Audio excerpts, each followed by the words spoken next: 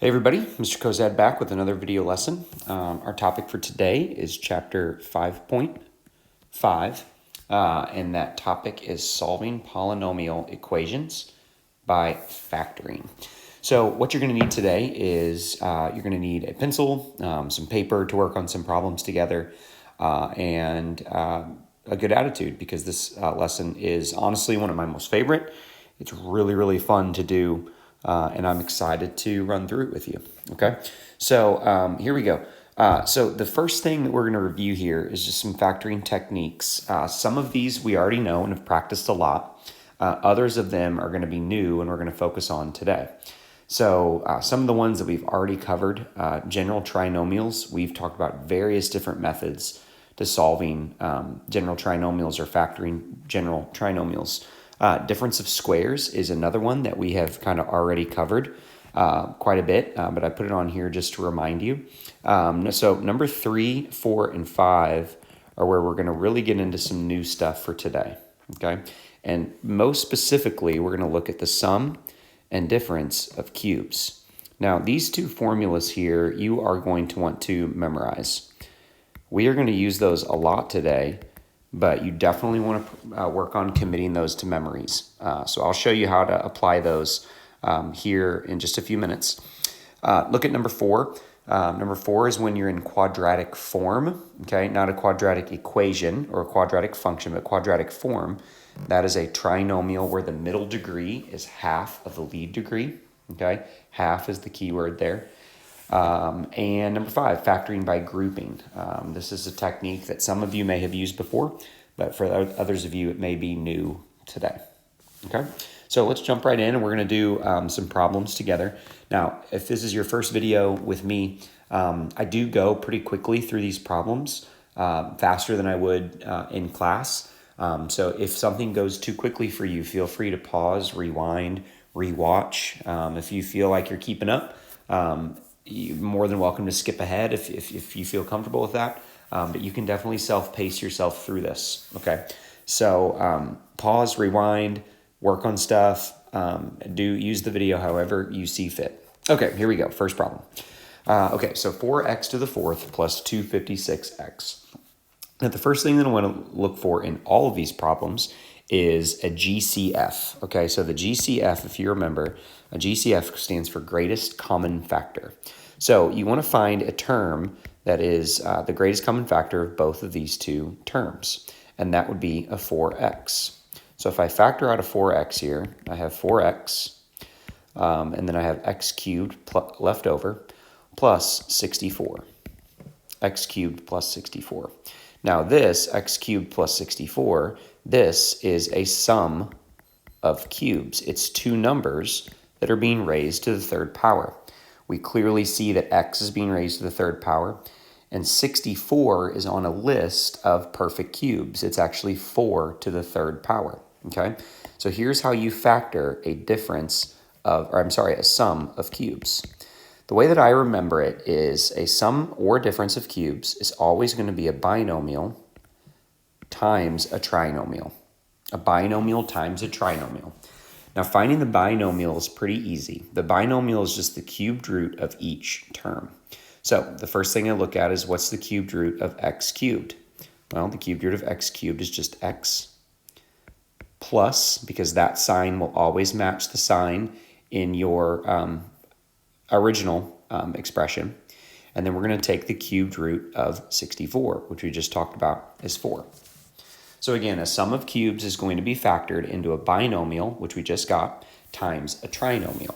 Now, to find the trinomial, the first term is you take the first term of the binomial and square it. So that gives us x squared. The middle term is a little confusing. The sign is always going to be opposite of the sign you used in the binomial. And to find the middle term, you take those two numbers in the binomial and multiply them. So in this case, that's 4 times x, which would be 4x. And then the last term is always plus, and it's going to be the last number of the binomial squared. So 4 squared is 16 in this case. Now, the nice thing about a sum and difference of cubes is that trinomial that you get it will never be factorable. Okay, so once you write this out as your binomial times your trinomial, you are done factoring. You factored it completely. So we have 4x times x plus 4 times x squared minus 4x plus 16. Our next problem, similar, as 3x to the 8th minus 3x squared. So again, just like we did on the last problem, the first thing we're going to look at is a GCF. Now the GCF on this problem is 3x squared.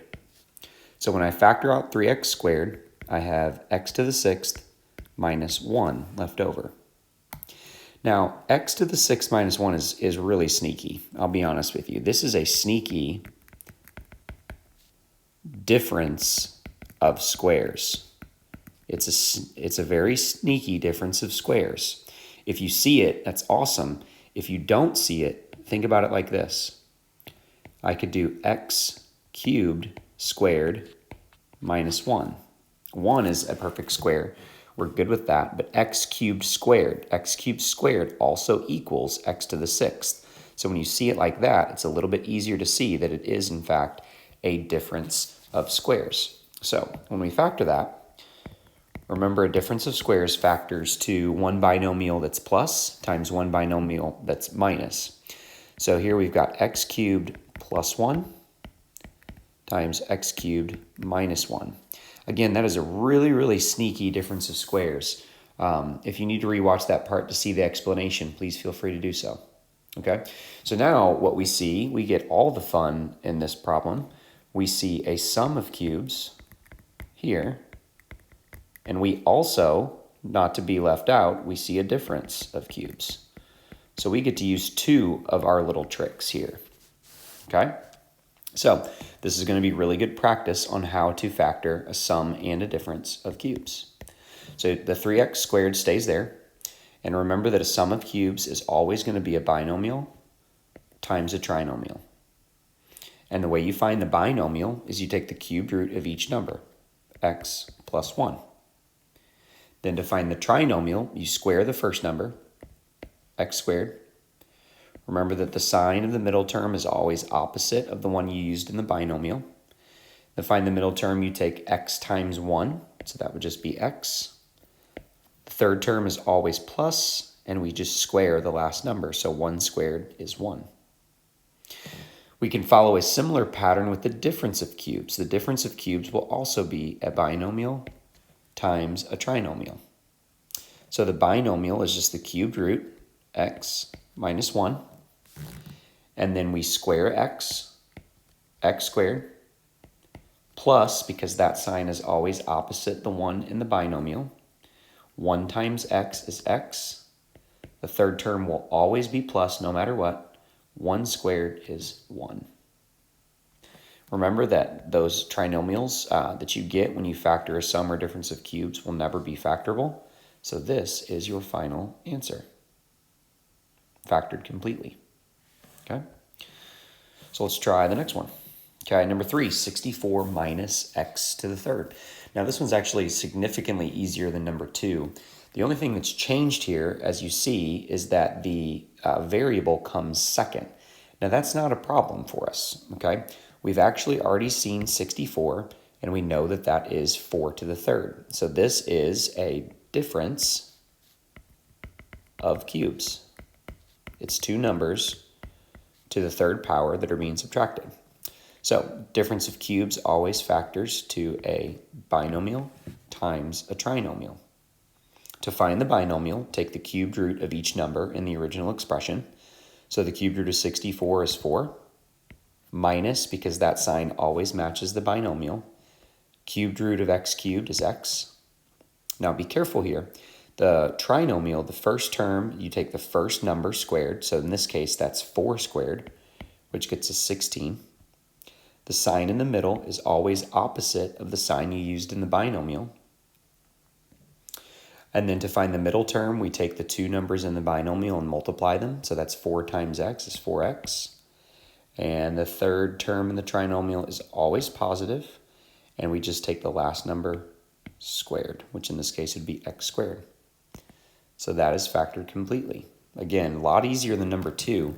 The only change here is that we switch the the order. We had the constant first and the variable term second, but it's still, you can do it, you follow the same pattern. Okay. So the next problem, we're going to switch gears a little bit, and this one is going to be a factoring by grouping. So I'm going to give you some ideas of how you know that this is factoring by grouping. Obviously, Cozad, you know it's factoring by grouping because you wrote the problem. And you're right, I did write this problem, and that is a great problem, by the way.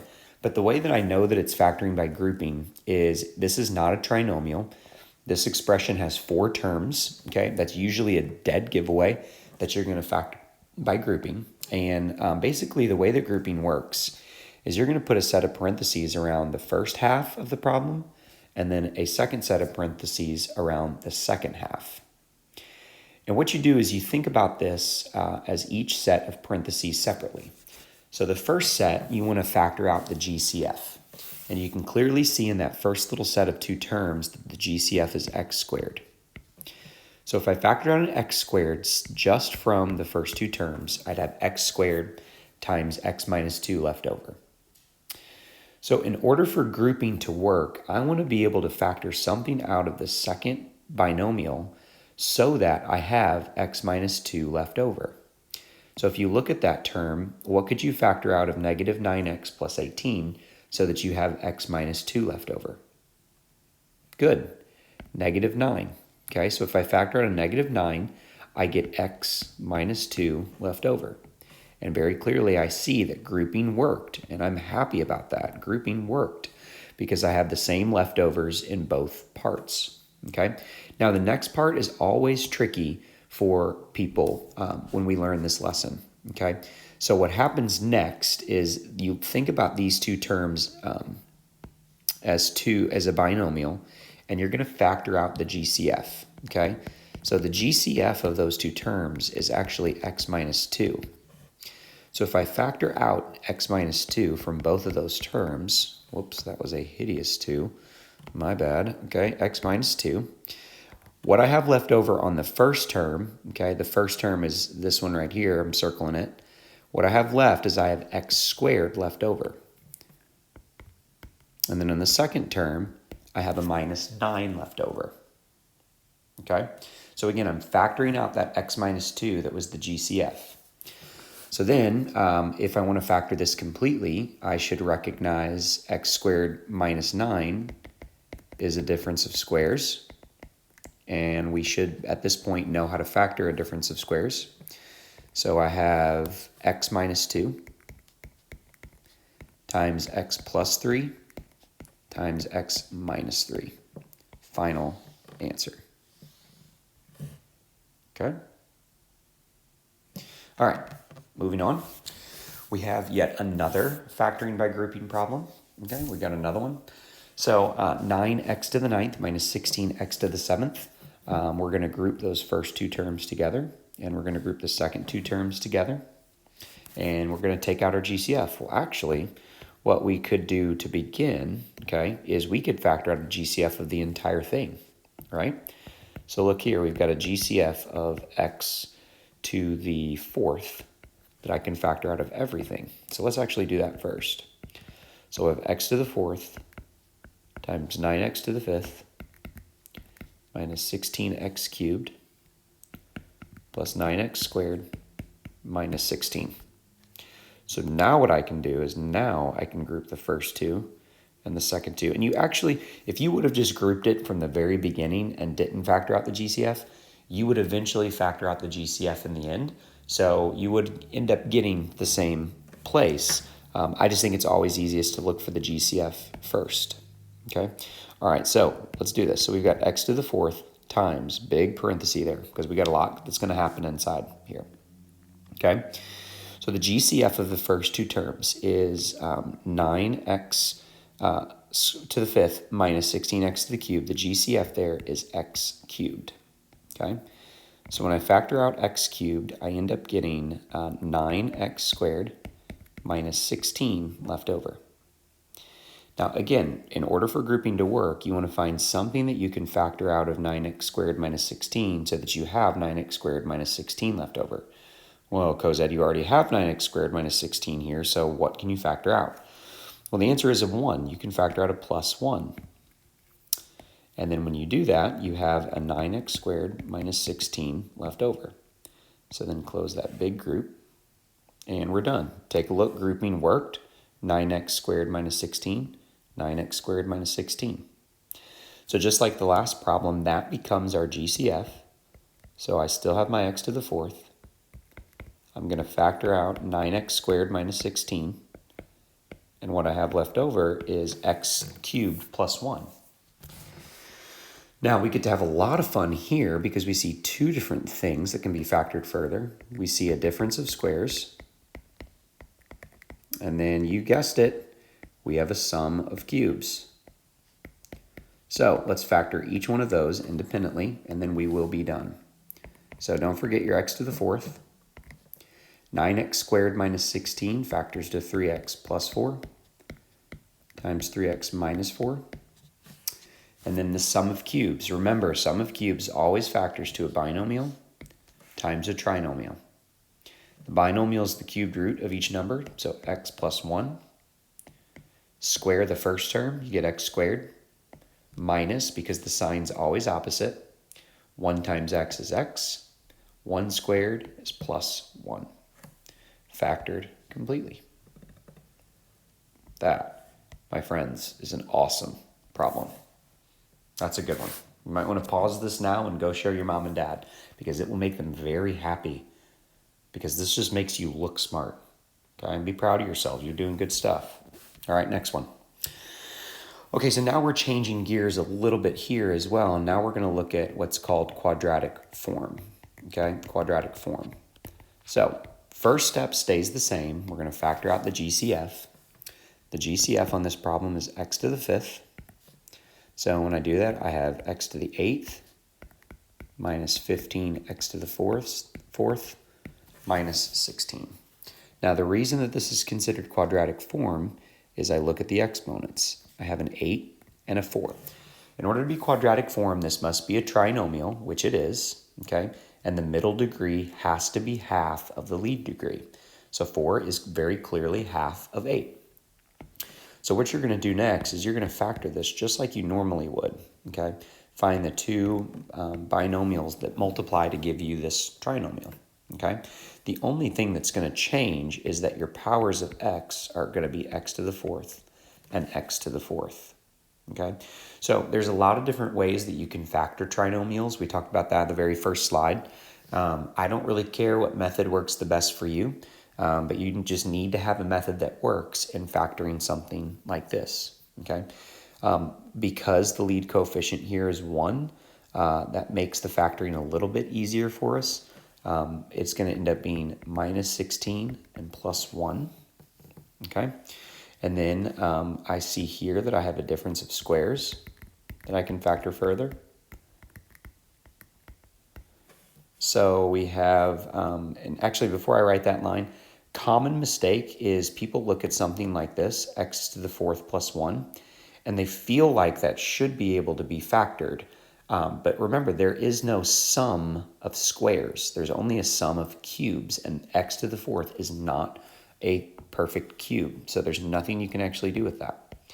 So we get x to the 5th times x squared minus 4 times x squared plus 4 times x to the 4th plus 1. And you smart little kids, smart young adults, you're not little kids. Unless you are a little kid and you found this video on YouTube, welcome. I'm glad you're watching this and not a video of somebody opening toys. Okay, so this is a second difference of squares. No surprise to you guys because y'all are really sharp and on it today. I appreciate that. So we've got x to the 5th times x plus 2 times x minus 2 times x squared plus 4 times x to the 4th plus 1. Remember, fight the temptation. Do not try to factor x squared plus 4. That is a sum of squares, and there is no shortcut. There's no rule to help you factor a sum of squares. Okay, so that's our final answer. All right, the last two problems for today, we're going to change our direction. Same kind of concept, but now we're going to add a piece. Now we're going to be solving for x, okay? Now I'm gonna tell you a hint here that's gonna help you understand how many x values you should be looking for, okay? So the number of zeros, how are we gonna write this? Yeah, let's do number of zeros is equal to the degree. So if you can identify the degree of a polynomial, you know how many zeros or how many x values you're going to be looking for. So our degree here is 4. So that means before I'm done with this problem, I need to find 4 x values that make this equation equal to 0. Now, some of those 4 x values are going to be real. Some of the 4 x values could also be imaginary. It's okay to be a combination of the two. But bottom line, you're not going to be done with these problems when you're asked to solve for x until you find all 4, or whatever the degree is, number of zeros. Okay, so we're going to approach this the same way we did the other problems. We're going to factor out the GCF. So the GCF here is 2x. And I have 8x cubed plus 27 equals 0. Now, 8x cubed plus 27, if you don't see it right away, look again. This is actually a sum of cubes. 8 is a perfect cube, x cubed is obviously a perfect cube, and 27 is a perfect cube as well. So when I factor this, I leave the 2x, and remember that sum of cubes always factors to a binomial times a trinomial. Now the binomial here is a little different. You have to take the cubed root of each term in the first, so that's actually going to become 2x. The cubed root of 8 is 2, cubed root of x cubed is x. The sign always matches, and then the cubed root of 27 is 3. Now for the binomial, you square the first term, so be careful when you do that. It should actually be 4x squared. Remember that the middle term is minus, because it's always opposite, and we take the two numbers in the binomial and multiply them. So 2x times 3 is minus 6x. It's always plus, the last number squared is 9 in this case. Okay, so now that we have this factored completely, now we can actually start solving for 0. So you're going to take each individual factor and you're going to set it equal to 0. So 2 of them are pretty easy. The other one's going to require us to use some quadratic formula. Okay, so the first one, x equals 0. The second one's pretty easy, x equals negative 3/2. And this one, we get to have a little bit of fun with this one, okay? So on this particular problem, what we get to do is we get to do quadratic formula. So we get x equals negative b, which is 6, plus or minus the square root of b squared, which is 36, minus 4 times a times c, all over 2a. Don't pretend like you didn't know that song and you sang it to yourself too. I know you did. Okay, so here we go. Let's clean that up a little bit. So that's going to equal 6 plus or minus the square root of negative 108. Okay, now I got that done pretty quickly because I have some notes that I'm looking off of, but you could absolutely use a calculator to help you do the number crunching on that. Okay, okay, so now this is this discriminant of negative 108 is an indicator to us that this is going to produce 2 complex solutions for us because we can't take the square root of negative numbers in the real world. So we go to the imaginary world. So here's what we've got now. We've got x equals 6 plus or minus. Now, if you think about negative 108 and a factor of 108 that's a perfect square, you could do 36 times 3. So this 36 comes out of the radical as a 6. The negative comes out of the radical as an I. You have a square root 3 left over, and it's still all over 8. Now, you've made it so far, don't stop there.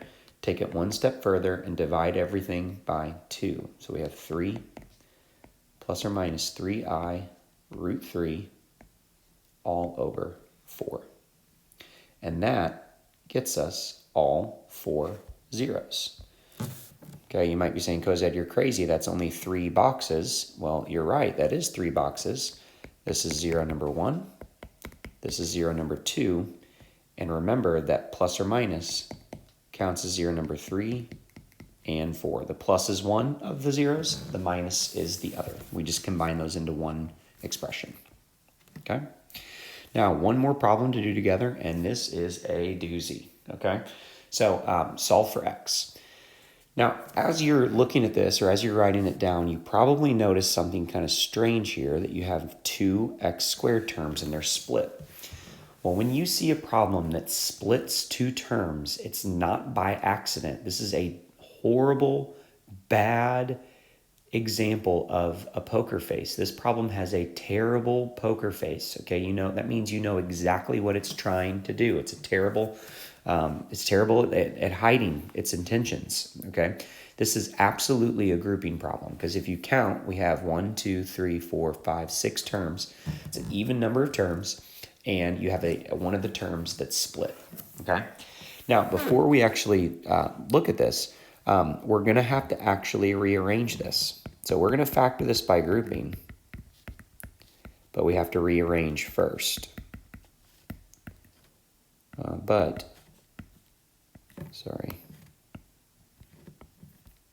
rearrange it first. Oh man, I'm really struggling with this. Sorry about that. Yeah, rearrange it first. Because how do you know that you have to rearrange it? Well, just look at it. It doesn't take long to see. What's the GCF of the first 3? If we group the first 3 together, the GCF is x squared. And if I factored that out, I'd have 2x squared minus 3x plus 12 left over. Well, if you look back here, there's no way to rearrange that in order to get 2x squared minus 3x plus 12. So we have to switch the order of it. So the most logical thing to do is to keep everything the same, but switch the x squared terms like this.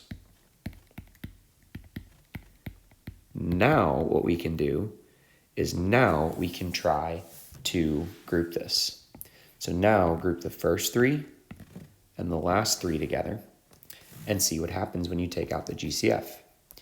So I factor out an x squared, and I have 2x squared minus 3x minus 5. And then if I factor out the GCF of the second set, I factor out a 6, and I get, looky there, 2x squared minus 3x minus 5. Bada bing, bada boom, baby.